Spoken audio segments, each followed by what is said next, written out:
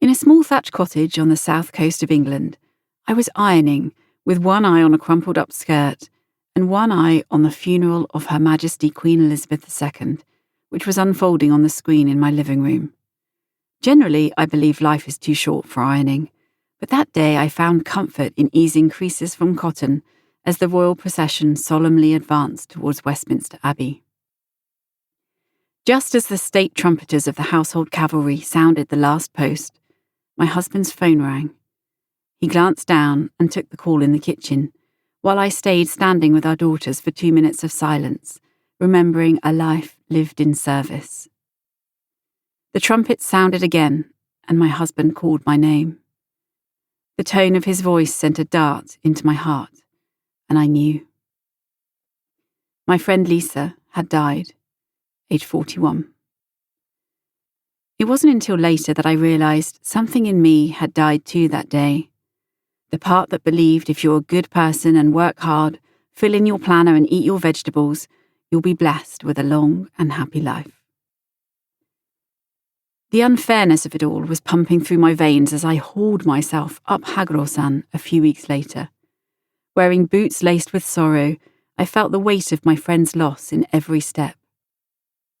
All the heavier knowing that Lisa, who loved Japan, would never make this journey.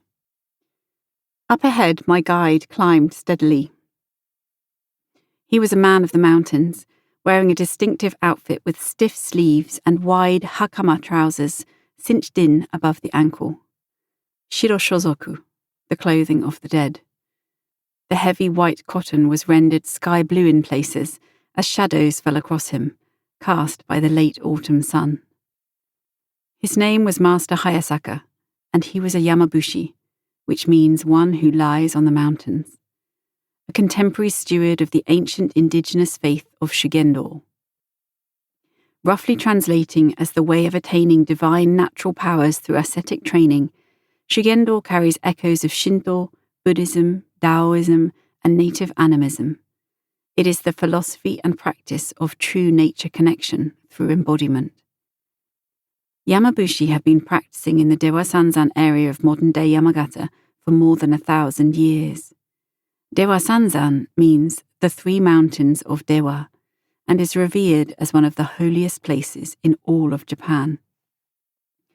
Climbing one of those mountains, Haguro-san, in silence, only served to amplify the chatter in my head. I wrestled my thoughts into order in an effort to focus on why I had come.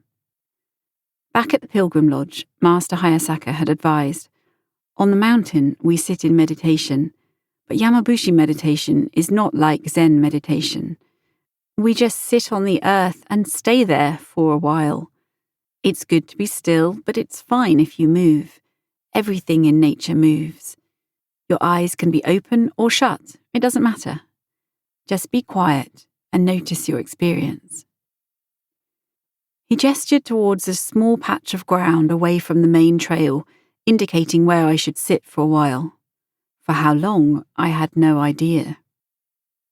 I simply had to be there until Master Hayasaka took up his horagai, a conch shell fitted with a metal mouthpiece, and blew it twice, filling the forest with the haunting call of the wild.